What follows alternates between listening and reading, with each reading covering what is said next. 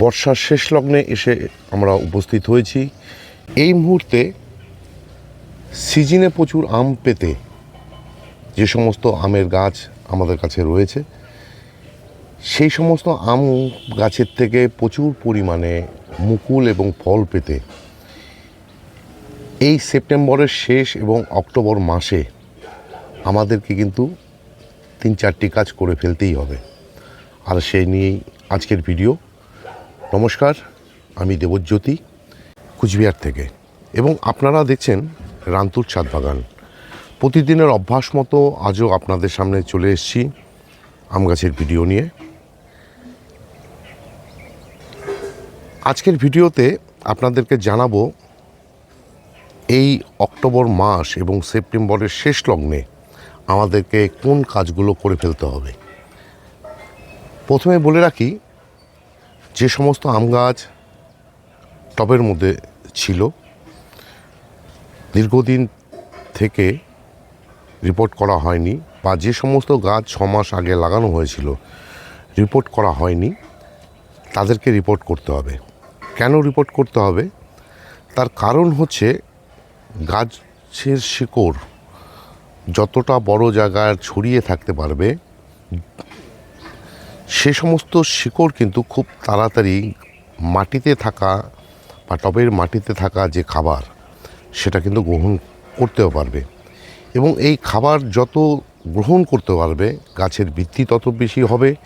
ঠিক তেমনই সিজনে কিন্তু প্রচুর পরিমাণে মুকুল এবং আম চলে আসবে।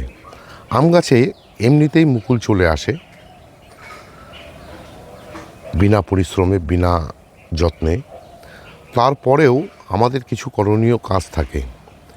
তার মধ্যে প্রথম যে কাজটি, সেটা হচ্ছে রিপোর্টিং, যেটা আপনাদেরকে বললাম। দ্বিতীয় নম্বর যে কাজটি করতে হবে, সেটা হচ্ছে আমরা সবাই আম গাছের জন্য মিশ্র খাবার হয়তো ব্যবহার করে ফেলেছি, কেউ এখনও করেননি।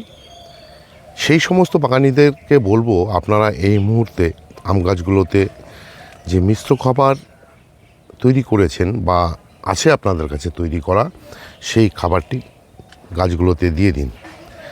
আমি আমার এই যে চ্যানেলে মিশ্র খাবার কী করে তৈরি করতে হয় তার ভিডিও কিন্তু আপনাদের সামনে আমি তুলে ধরেছিলাম, এবং সেই ভিডিও দেখে যারা খাবার তৈরি করেছেন বা গাছে দিয়ে দিয়েছেন, তাদের এই মুহূর্তে আর কিন্তু কোনো রকম খাবার দেওয়ার প্রয়োজন পড়বে না।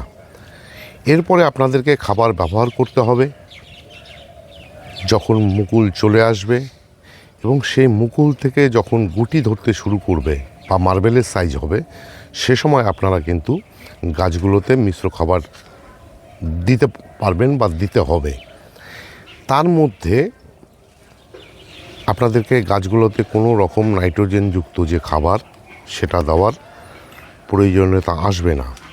কারণ আম গাছে অতিরিক্ত নাইট্রোজেনযুক্ত খাবার যদি গাছে দিয়ে দেওয়া যায়, তাহলে গাছের যে সমস্যা, বিশেষ করে আম গাছের পাতা পুড়ে যাওয়া, সেটা কিন্তু দেখা দেয়। এই যে দেখুন, আমার বাড়ি 8 আম গাছে দেখুন মুকুল কিন্তু আসতে শুরু করেছে।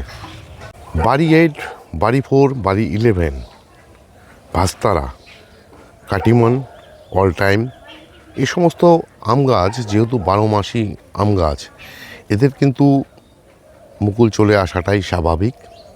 কিন্তু গাছটি যেহেতু দেখুন সদ্য মাত্র এবছরের তৈরি, আমি কিন্তু এই যে মুকুলটি, এই মুকুলটি কিন্তু ভেঙে ফেলে দেবো।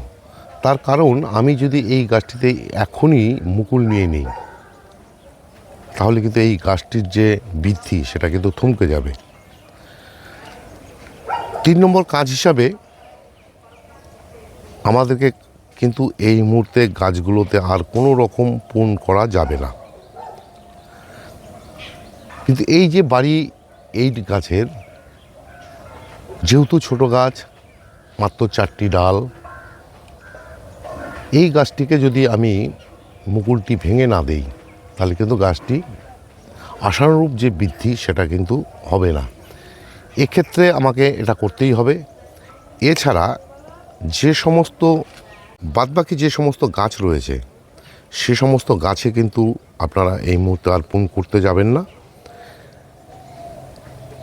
এই যে এই 3টি কাজের কথা আপনাদেরকে বললাম, 1 নম্বর হচ্ছে রিপোর্টিং, 2 নম্বর হচ্ছে খাবার দেওয়া, 3 নম্বর যেটা করা যাবে না সেটা হচ্ছে পুন।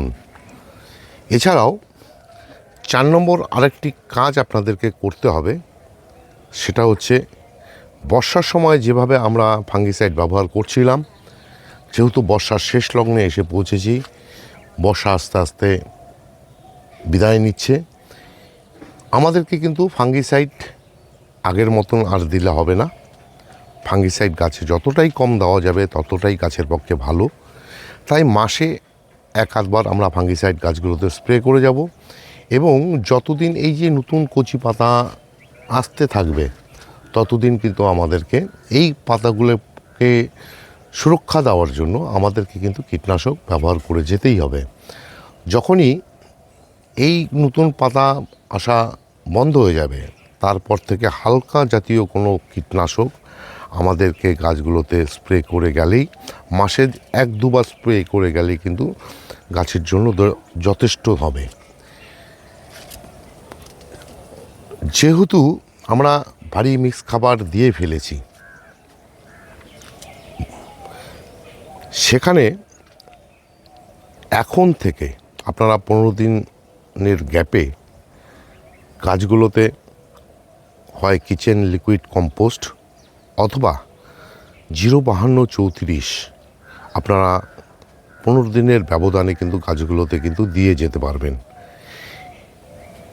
কিন্তু নাইট্রোজেনযুক্ত কোনো খাবার সেটা কিন্তু দিতে যাবেন না।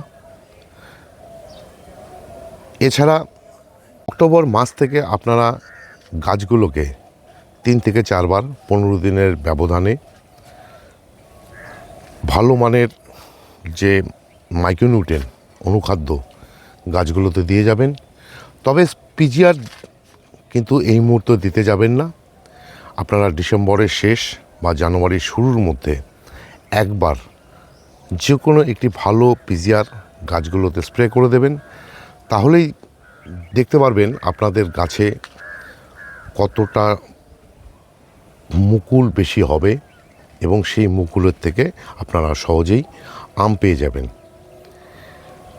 গতকালকে আমার এর আগের দিনের একটি আম গাছের ভিডিওর উপরে এক ভদ্রলোক প্রশ্ন করেছিলেন, দাদা আমাদের এখানে যেহেতু প্রচুর বৃষ্টি হচ্ছে, গাছের বয়স 3 মাস, এখনও পর্যন্ত গাছে কোনো খাবার দিতে পারিনি, সেই গাছের ক্ষেত্রে আমি কি ব্যালেন্স এমপিকে ব্যবহার করতে পারবো? আমি ভদ্রলোককে জানিয়েছিলাম যেহেতু এ সময় মিক্স খাবার দেওয়া উচিত। বললো, দাদা আমার কাছে মিক্স খাবার নেই, মিক্স খাবার কীভাবে বানাতে হয় তার ভিডিও আমি দেখেছি। উনি বললেন আপনার ভিডিও দেখে আগামীকালকে আমি মিক্স খাবার বানিয়ে নেব।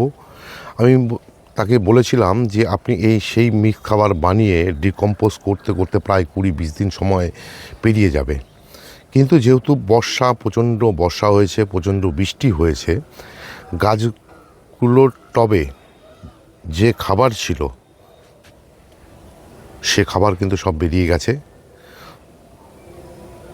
সুতরাং এখন একবার আপনি ব্যালেন্স এমপিকে ব্যবহার করতে পারেন এবং সেটা 1 লিটার জলে 2 গ্রাম।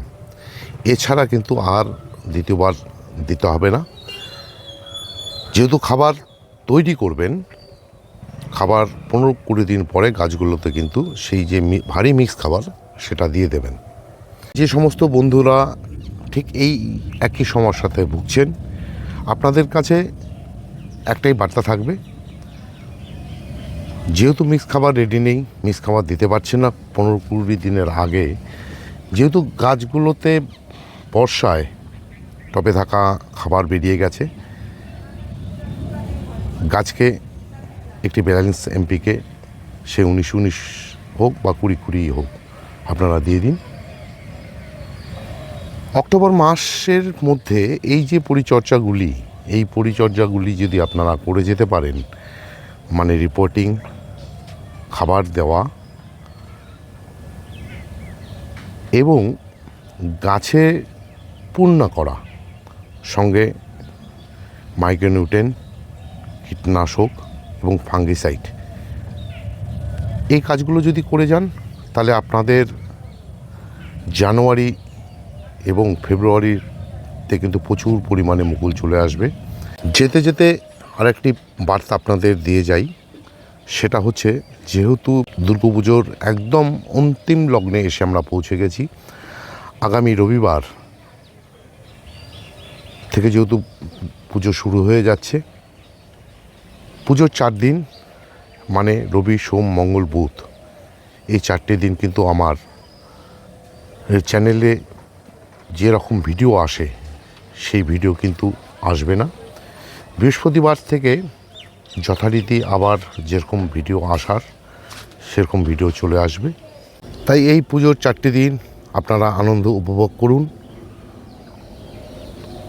সবাইকে শারদীয়ার শুভেচ্ছা এবং অভিনন্দন জানিয়ে আজকের এই ভিডিও শেষ করলাম।